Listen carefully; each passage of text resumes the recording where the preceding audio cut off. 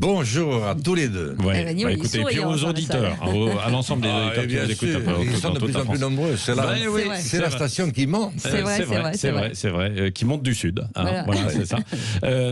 Est-ce que, alors, bon, ce livre, vous l'avez bouclé avant la crise sanitaire. Hein, on l'a reçu après. Un mois avant. Ouais. Donc vous n'y avez pas Il était retouché dans depuis. l'imprimerie quand le Covid s'est déclenché. Oui. Mais cela dit, quand on le lit, on se dit, il a très bien pu l'écrire pendant aussi, parce qu'il y a des réflexions que chacun a pu avoir aussi pendant la crise sanitaire sur où va le pays, la France, la mondialisation, etc. Tout cela. Moi, au début, je me suis dit, tiens, en le lisant, il y a des choses qui auraient pu être écrites en pleine crise, quoi, en fait, sanitaire. Hein.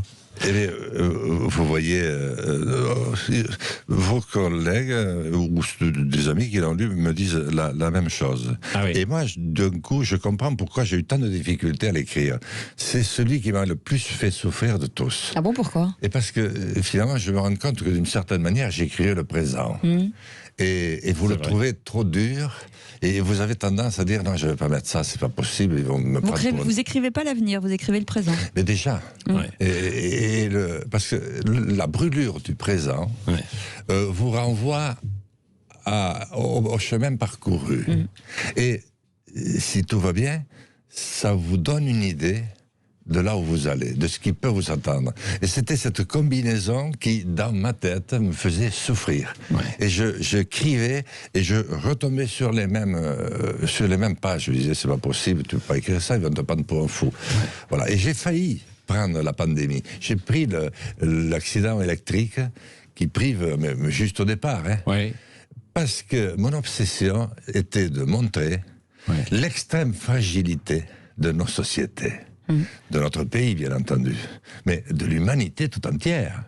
Mais nous sommes au bord du précipice comme nos aînés le furent à d'autres périodes. Chaque fois qu'ils se laissèrent absorber par ce monde de la spéculation financière qui aujourd'hui est sans précédent. Bon, vous avez porté, parce que là vous ne portez plus le masque, mais il y a une barrière entre nous, c'est-à-dire 1,50 m de distance, avec Cécile également. Est-ce que vous avez porté le masque pendant votre confinement ou pas ? C'est-à-dire... Chez vous, vous étiez en pleine campagne. Oui. Bon, je ne risque pas d'intoxiquer les ronces. Et je veux rassurer quand même tous ceux qui ont peur. Pour la nature, elles ne meurent pas partout. Parce que si vous laissez les ronces avancer, je peux vous dire qu'elles avancent. C'est-à-dire les ronces qui poussent dans les champs.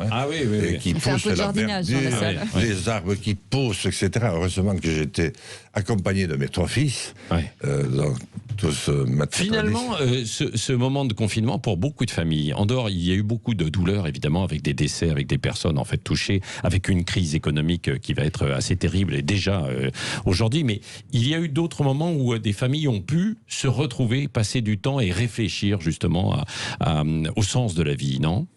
Je pense que ce sera ça comment je devrais dire, peut-être le souvenir, peut-être le seul positif. Mais on ne s'en rend pas compte immédiatement. Et c'est ce que j'ai décrit d'ailleurs. Je disais que si ça se produisait, ça pourrait amener les gens à vivre leur vie d'une manière différente. Parce qu'au départ, on est insupportable, l'un pour l'autre, les uns pour les autres, au cœur même d'une famille. Puis on apprend finalement, on est bien obligé à se comprendre. D'autre côté, pour d'autres, c'est horrible. À faire des compromis. Et ça dit bien notre temps. D'ailleurs, il y a un chapitre qui est vraiment d'actualité. Où vous dites, par exemple, il faut relancer l'économie réelle, mais ça passe par, d'un côté, la recherche, et puis de l'autre, l'agriculture, finalement, et qui sont au cœur de nos préoccupations, en fait, du moment. Tout à fait. Mais c'est, je pense, la recherche. La recherche... Regardez, il faut y faire confiance à cette recherche. Oui, il faut faire confiance. Il faut d'abord la faire partager dans les esprits. Parce que tout le monde doit y contribuer. Aussi bien le chercheur le plus patenté qu'on imagine, là, que vous et moi. Mais vous êtes des chercheurs aussi, parce que tous les jours, vous savez... Un petit niveau. Je ne le voyais pas comme ça. Mais un agriculteur est un formidable chercheur, mais on ne lui demande rien. On lui dit, ne fais pas ça, ne fais pas ça, ne fais pas ça, rembourse ça, rembourse ça. Mais le gars... Mais si on se met dans cette posture, nous allons redéclencher ce qui est quand même notre atout numéro 1, qui pourrait l'être, c'est l'intelligence. On n'est pas tous super intelligents, mais l'intelligence du vivre ensemble. Et à partir de ce moment-là, On fait confiance. On s'est dit, tiens, celui-là, c'est son métier, quand même, il sait. Mais moi, je peux lui dire ça. Et la France a su faire cela à certains moments. Donc après, vous pouvez décliner la recherche sur l'agriculture, vous pouvez la décliner sur l'industrie, comment relancer la santé, la planète. Et Jean Lassalle, cette France d'aujourd'hui, est-ce que vous vous reconnaissez dans cette France actuelle, qui passe par des secousses, par des violences, en fait, par des conflits Bon, j'en fais partie. Je suis très fier de mon pays. Je suis très fier de mon pays. Vous savez, c'est presque des gros mots aujourd'hui de dire ça. Mais moi, je suis très heureux. C'est un très grand pays et beau pays. Quel est le pays qui a franchi ce dernier millénaire en nous construisant à peu près tant de batailles perdues ou gagnées, avec de tels traités de philosophie, de pensée, avec des artistes aussi sublimes que ceux que nous avons eus. Nous avons aidé l'humanité à monter en civilisation. La civilisation, c'est ce qui vous éloigne de la bestialité. Oui, mais c'est pas ce que vous décrivez dans votre livre, hein, parce que dans votre livre, c'est quand même une vision plus négative, quoi, des choses, quoi. C'est pour ça que vous dites résistons. Oui, mais c'est-à-dire, c'est parce qu'aujourd'hui, c'est là que je voulais en revenir, mais je suis un peu trop lent toujours, c'est que je voulais dire que nous ne nous aimons plus. Nous n'avons plus de considération, y compris pour notre pays. On nous a tellement répété que c'était pas ça, trop petit, trop insignifiant. Qu'on faisait mal. Comment ? Qu'on faisait mal, peut-être. Qu'on faisait très mal, de toute façon, tout de travers, et on faisait plus, voilà. Et finalement, tout le monde finit par se mettre ça en tête. Mais qu'est-ce que nous faisons de mieux par ailleurs ? Et quand est-ce que la France a été brillante et qu'elle a attiré les regards sur elle? Mais c'est comme une jolie femme ou un homme qui prend soin de lui, c'est que lorsqu'il s'est vraiment pris en main, à ce moment-là, vous brillez, vous étincelez, mais c'est vrai, ça vient du cœur, et les autres suivent. Mais c'est le plus grand service. La France est un pays qui a un caractère universaliste, et aujourd'hui elle l'a plus du tout, c'est pour ça qu'elle est morose. De Gaulle avait dit, la France s'emmerde, faites gaffe, parce que quand la France s'emmerde, ça dure pas. Quand la France s'emmerde, c'est vrai. Parce que vous dénoncez aussi beaucoup de travers dans Résistons, votre livre, des maires sacrifiés, par exemple, les élus, qu'on a vu justement aussi en première ligne là, pendant la crise du Covid, des médias sans assez de pluralité, selon vous, une France mondialisée, c'est ce que vous n'aimez pas, visiblement, quand même, dans ce livre. Mais parce que nous sommes vaincus. Nous sommes dans le même état de sidération, je vais aller loin, mais pour que nos auditeurs réfléchissent en même temps. Je n'ai pas connu, bien sûr, cette époque, papa l'avait connu, dans le même état de sidération que lorsque notre armée a été brisée en 3 semaines. Et qu'on s'est retrouvés... 1940.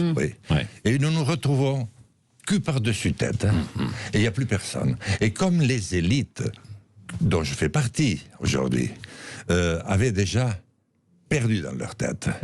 Ils avaient déjà trahi dans leur tête.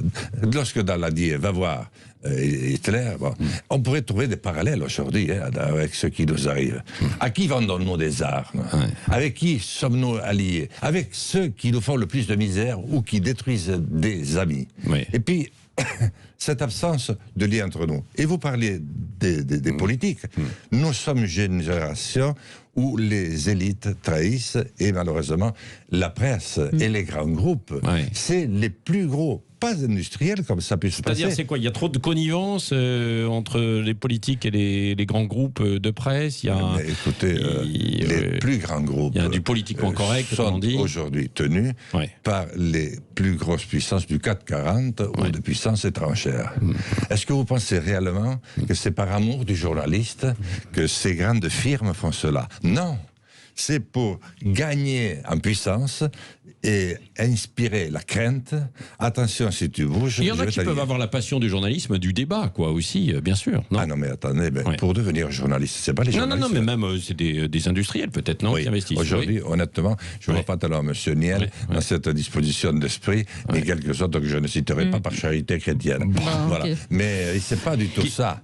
Il faut de l'idéal.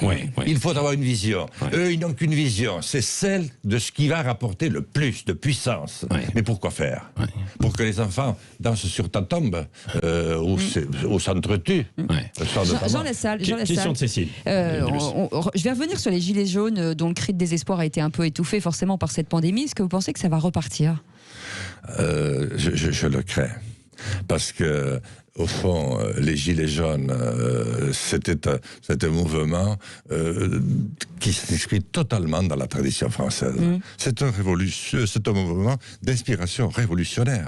Parce que pour que tant de monde se lève d'un seul coup, qu'on retrouve autant de tempes blanches, on n'avait jamais vu. Tant de femmes, entre 30 et 50 ans, c'était le plus grand nombre, avec 2 enfants, souvent seuls, pas une thune devant elles. Et puis, autant de jeunes gens qui sont découverts, c'était extraordinaire. Mais la manière dont nous avons terminé cet épisode est lamentable. Nous les avons conduits à s'étriper aux européennes, nous avons pris leur chef, nous les avons disséqués. On a quand même imprimé une violence inouïe, et encore une fois, pas imputable aux gendarmes, parce qu'ils n'avaient pas du tout envie, ni les policiers, moi j'étais au cœur. Et bien des fois, j'ai empêché la bagarre parce que j'étais au milieu. Voilà, Jean Lassalle, député des Pyrénées-Atlantiques, ce livre, Aurore au crépuscule, Résistons, c'est une série de réflexions sur le pays, sur la France, etc. Il aime la France, Jean Lassalle. Oui, bien sûr. Vous nous l'avez dit, vous êtes ancien candidat à présidentiel, vous reviendrez de nouveau. Peut-être à la présidentielle. Non, vous aviez dit la dernière fois. Si, je reviendrai parce que je ne peux pas me résoudre. Non, mais à la présidentielle. Oui. Mais si vous m'invitez. Mais vous savez, je suis comme Sud. Sud, la grande radio du Sud qui monte. Oui, absolument. Et souvent, les grandes idées sont venues aussi du Sud, pas toujours du Nord. Et j'aime les Nordiques, beaucoup. Nous, on aime tout le monde. La France. Vive la France. Merci beaucoup, Jean Lassalle, d'avoir été avec Merci, nous. Jean Lassalle. Dans un instant, c'est Valérie Expert avec Bilal Hassani et bien sûr, ensuite c'est Dédé Berkov.